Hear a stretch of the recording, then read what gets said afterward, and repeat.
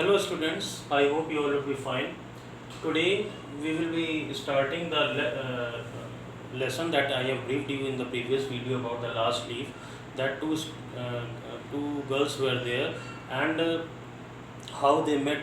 Both of them were strangers. How they met at a place, and their tastes were same, and they became good friends. And they started to live together, and they opened a joint studio. And meanwhile, one of the friends got infected of pneumonia, and her chances to remain alive was very less. So how her friend helped her, how a neighbor, a person of neighborhood sacrificed her life for the sake of her life. So all things we had discussed this, and before starting the paragraph wise explanation, we have a quick recall at the word meanings. Squatty means low and broad. If there is any building which is low and broad, that is called squatty. Cogential means agreeable. If I am agreeing with something, that is called agreeable, and that is also called cogential. Stalk means to pursue. Suppose that if I have filed a case in a court, and I want to decide it, I want that the case should be decided, so I will pursue the court, approach the court, and that is called stalked also, stalking the court.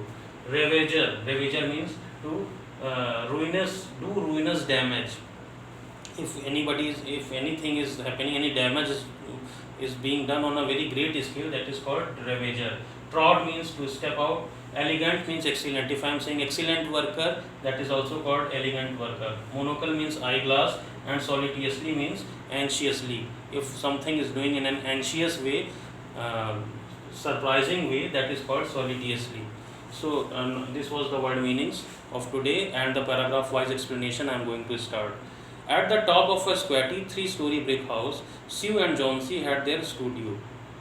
One was from Maine, the other from California. They had met at the table d'hote of Delmonico's, and found their tastes in art, chicory, salad, and bishop's leaves so congenial that the joint studio resulted. So at the top of a low floor house, both these friends, Sue and Johnsy, had their own studio, and one was from the city Maine, and the other was of California. So they had met at a hotel, d'hote, and while they were sitting on the table, they in their normal conversation, they found that their tastes in art, their tastes in food, and their tastes in dress, they were very similar, and that is why they became good friends, and they started a joint studio. That was in May. This incident was of the month of May. In November, a cold, unseen stranger, whom the doctors called pneumonia, stalked about the colony, touching one here and there with his icy fingers. Over on the east side, this ravager strode boldly, smiting his victims by scores, but his feet trod slowly through the maze of the narrow and moss-grown places. So, on the east side of the country, uh, this damage was done at a very great scale. Means this more people were infected very rapidly in the eastern side, but where there was hygienic situation, or the people were cautious at that places, this was done at a very in a slow manner. One morning, the busy doctor invited Sue into the hallway with a shaggy grey eyebrow. One morning, the doctor came, and he invited Sue. Sue was Johnsy's friend, so he called Sue. She has one chance in, let us say 10.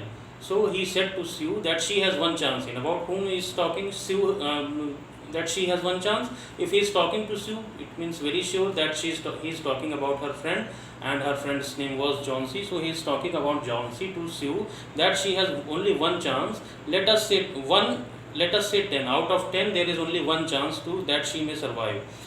He said, as he shook down the mercury in his clinical thermometer, and that is for her want, and that chance is for her want to live, and that chance is also if she hopes that she wants to live, then only she will remain. She can remain alive, and if she loses the hope, then there is no chance that she will remain alive. After the doctor had gone, Sue went into the workroom and cried a Japanese napkin to a pulp.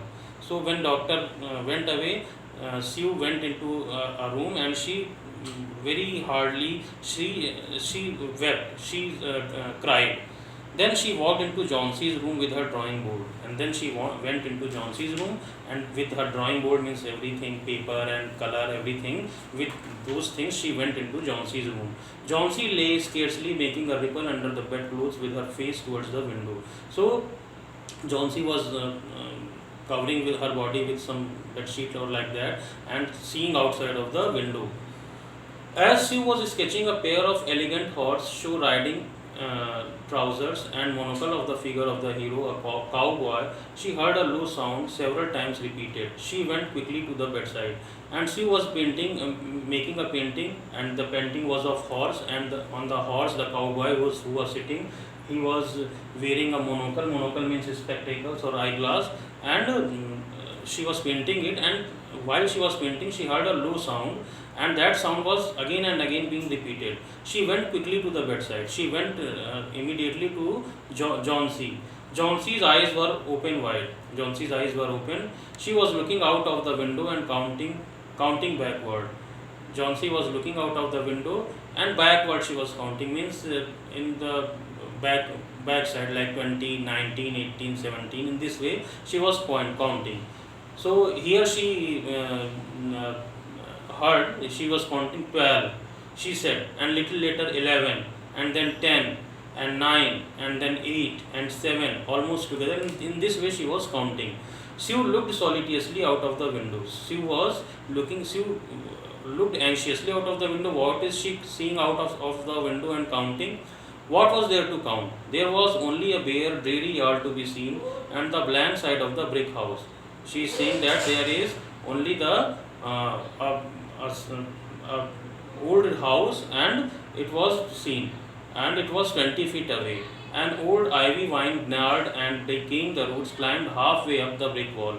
A plant was there which was climbing of the wall, and the breath of autumn had stricken its leaf from the vine until its skeleton branches clung almost bare to the crumbling bricks. And it's because of the autumn season, we all see that in autumn the leaves fall. So because of that autumn season that leaves were falling one by one, and as the leaves were falling, and how much leaves were remaining on the plant, she was counting those. Suppose that 12 leaves are remaining, she is saying 12. Then one leaf is fallen down, and 11 are remaining, she is saying 11. So in this way she was counting. So that's all for today. And this was her hope of that she had become very disappointed that as the leaves are falling, I will also, when there will be zero leaf, then I will also die. So this was her hopelessness, and how her friend had taken her out from the hopelessness. This will be discussing in the later video. We will be discussing in the later video. Thank you, and have a wonderful day.